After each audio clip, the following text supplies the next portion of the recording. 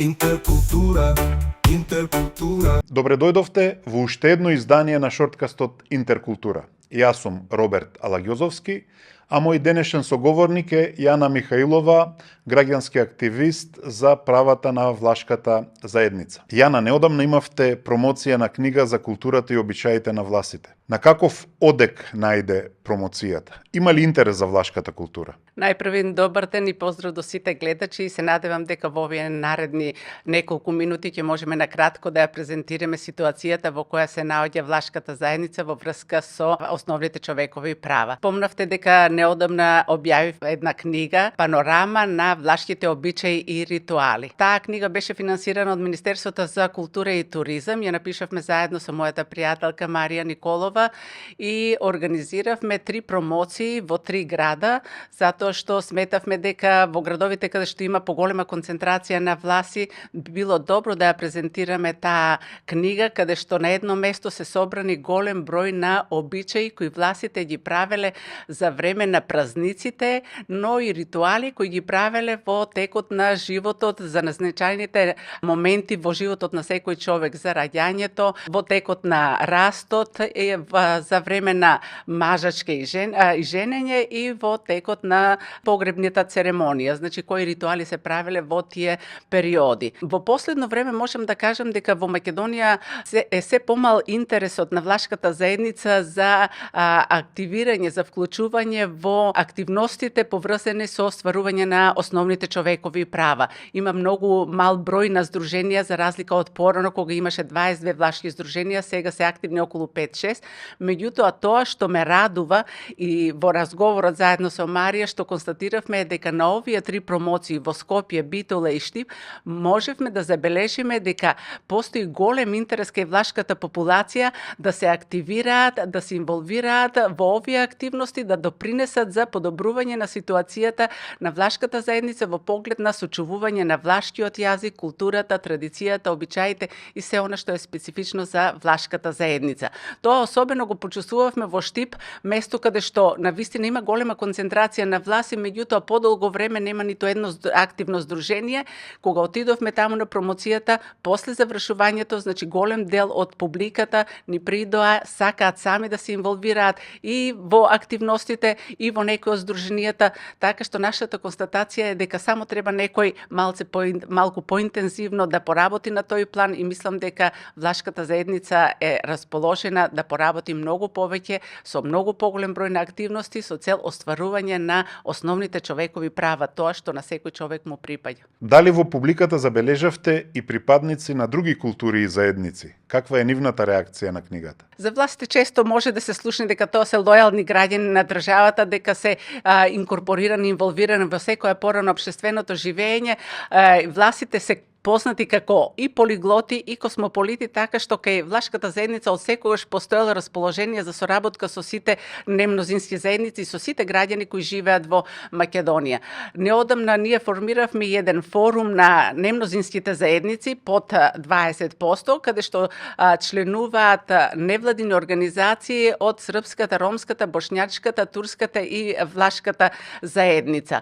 На сите овие активности што ги организираме, ние секогаш редовно каниме гости од сите заедници, така што на нашите промоции присуствува и представници од српската, од ромската, од македонската заедница, од бошњачката, така што соработката на вистина е на високо ниво и постои интерес. Ние овој пат издадовме мал број на книги, голем дел од ромската, од српската заедница ни се обратија доколку може да им дадеме повеќе книги за да ги распределат на своите пријатели, на своите активисти, да се запознаат малку подетално за културата на власите. Така што интерес постои и од останатите немнозински заедници, а ние како влашка заедница секој сме расположени за соработка. Вие минатата година одбележавте 25 години од Конвенцијата за унапредување на правата на власите донесена од Советот на Европа. Дали оваа конвенција помогна во унапредување на правата на влашката заедница кај нас, а особено и во регионот, но и насекаде каде што живеат власите. Македонија се одвојува во однос на сите тие држави. Дури и пред да се усвои овој документ, препорака 1333 од страна на Советот на Европа, во Македонија голем дел од тие барања што беа поставени и како препораки од страна на Советот на Европа, веќе беа реализирани. Така што уште во 91 година властите во Македонија се признаени како посебен народ со уставот. Понатаму, Македонија е единствената држава во светот која дозволи, значи каде што има регистрирано 2 влашки политички партии. Понатаму Македонската национална телевизија е единствената национална телевизија во светот која емитува емисии на влашки јазик. Од 2017 и во Албанија властите се признаени меѓутоа како културно малцинство заедно со останатите малцинства кои живеат во Албанија и имаат емисија на националната телевизија, меѓутоа тоа е многу малку. Таа емисија е многу кратка, еднаш дневно и се презентираат само вестите преведени на влашки јазик. Значи, многу од правата на властите во Македонија беа гарантирани и веќе реализирани во пракса. Од 95 година започна и факултативното изучување на влашкиот јазик. Од 2008 тоа изучување факултативно прерасна во изборен предмет, така што уште пред 97, пред донесување на овој документ, во Македонија голем дел од тие права беа реализирани. Во однос на останатите земји, за жал, можам да кажам дека многу малку или можеби речиси ништо не е направено, освен овој примерот што го кажа во Албанија. Работата е во тоа што и кога се бориме ние за нашите права, факт е дека во Македонија речиси сите права на властите се гарантирани со закон и со уставот. Меѓутоа проблемот е што во пракса многу тешко се реализираат. Тоа сега гледаме дека не е случај само со влашката заедница и останатите немнозински заедници, тоа во пракса во нашата држава функционира веќе подолго време, многу тешко во пракса се имплементираат и се почитуваат законите и тоа е она што на нас ни недостасува, тоа е она за што се бориме. Во 2017 година еден дел од влашките организации, невладините влашки организации, заедно со двете влашки политички партии, до владата испративме барање со цел да се подготви една стратегија со која ќе биде предвидено да се надминат сите оние пречки со кои се соочуваме во областа на образованието, културата, медиумите и богослужбата на влашки јазик. Така, например, дадено е правото да се изучува влашкиот јазик како изборен предмет јазик и култура на властите од 3 до 9 одделение.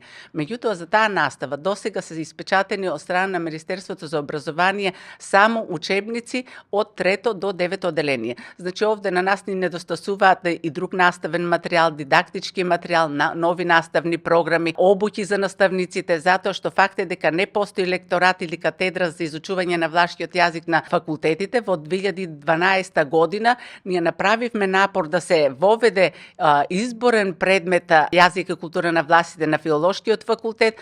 Тоа беше одобрено, меѓутоа во пракса не функционира затоа што и покрај тоа што беше подготвен учебник за возрастни, сепак немаше доволен број на студенти и тоа постепено со тек на времето како да се подзаборави, не се реализираше во пракса, така што за жал, иако се гарантирани основните човекови права, во пракса многу тешко се реализираат.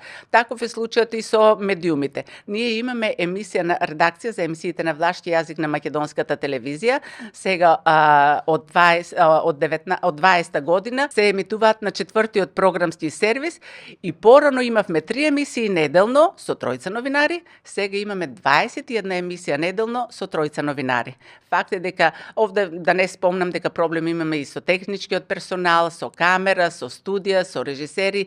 Значи, факт е дека како права ни се дадени, она за што се бориме ние е да се реализираат во пракса. Порано емисиите на влашки јазик имаа гледачи, можевме да кажеме од 2 милиона, затоа што одеа титлувани, преведувани, сега повеќе не се преведуваат, така што бројот на гледачите е многу помал. Меѓутоа, зошто е важно тие емисии да се преведуваат? Ние имаме гледачи кои потекнуваат од мешан брак, кои не знаат влашки, не научиле од своите родители и од својата баба, да речеме, или дедо. Меѓутоа, сега во емисијата кажуваат дека за 2 години научиле влашки јазик со помош на учебникот што е напишан за изучување на јазикот и култура како изборен предмет на филолошки факултет и гледајќи емисијата на влашки јазик. Значи, доколку имаме услови, секако дека таа емисија ќе даде голем придонес и за будење на националната свест кај властите, меѓутоа и за изучување на влашкиот јазик, затоа што нашиот проблем е тоа што од ден на ден бројот на говорители на влашкиот јазик е се помал. Како ја оценувате состојбата со правата на влашката заедница во моментот во земјата? Имаме ли напредок? Факт е дека ние секогаш со промена на власта, невладиниот сектор, заедно со политичките партии, влашките политички партии, бараме средба за да ги презентираме нашите проблеми и да им укажеме каде и на кој начин може да се помогне од страна на државата. Долги години наназад ние се боревме со Законот за основно образование, е предвидено дека за да има настава на влашки јазик, потребно е минимум 15 ученици да се пријават дека се заинтересирани да ја посетуваат наставата. Доколку има 14, ние се соочуваме со проблем. Министерството за образование ни вели, ние не правиме проблем. Иако законот е така, можете и со 5 ученици кои пројавиле интерес да се организира настава на влашки јазик, да се изучува влашкиот јазик како изборен предмет. Да, точно е, Министерството не прави проблем. Меѓутоа, имаме на терен се соочуваме, доколку некој од директорите, таков случај беше во Битола, имавме еден директор кој што лично тој одеше од училница во училница, им кажуваше на учениците за изборен предмет да не го избираат влашкиот јазик затоа што тоа нема да им помогне во иднина, туку да избираат некој друг предмет. И кога вкупниот број на учениците кои беа заинтересирани за влашки се покажа дека е 14, тој забрани и вели јас се повикувам на законот. Таа борба траеше со години наназад на иницијатива на тогашниот советник за влашки јазик во Министерството за образование, подосна во Министерството за политички системи и односи меѓу заедниците, во управата за унапредување на јазиците на заедниците, господја Марија Николова, заедно со невладиниот сектор и двете политички партии, таа борба беше макотребна повеќе години. Тој закон се промени така што сега тој хендикеп го немаме, значи и помалку ученици да има, сепак може да се реализира настава на влашки јазик. Значи, такви некои ситници, такви некои детали го кочат остварувањето на основните човекови права во пракса, затоа што некогаш и самите вработени, можеби не сакајки, не намерно, се повикуваат на законот и велат јас тоа не можам да го направам. Некогаш не се заинтересирани, не сакат да го применат законот. Значи, има повеќе причини поради кои во пракса не се остваруваат тие права. Меѓутоа, наше е да се бориме, еве до сега знаеме дека тоа е долготраен процес, знаеме дека преку ноќ многу од работите не можат да се направат, меѓутоа ние не се откажуваме, тоа што можеме, значи да поднесуваме барање до релевантните државни институции, кога не ни враќаат одговор, правиме значи подсетување, не притисок, меѓутоа подсетување до каде е работата. Ние имавме средба со представници од Министерството за образование за унапредување на наставата на влашки јазик и тие ни побараа, рекоа, дајте ни од други соседни земји предлог програма да видиме како они тоа го изведуваат, за да имаме пример, па и ние кај нас тоа да го имплементираме. Ние им кажавме дека не. Во другите земји воопшто нема настава така да се изведува и не. Ние сме тие од каде што другите држави би можеле да земат програми за да имплементираат во своите држави. Постои ли асимилаторска политика кон властите? И од друга страна, има ли тенденција тие да не инсистираат на истакнување, а со тоа и на практикување на правото на нивна култура, односно на негување на идентитетот? Јас на почетокот спомнав дека властите се познати како лојални граѓани, значи дека се инволвирани во речиси сите пори на општественото живење. Факт е дека властите се чувствуваат како дел од оваа држава. Тие немаат друга своја држава, Македонија е нивна матична земја, така што тие се чувствуваат како дел од овој народ, дел од оваа држава. Не сум приметила за некоја постапка за присилна асимилација на властите.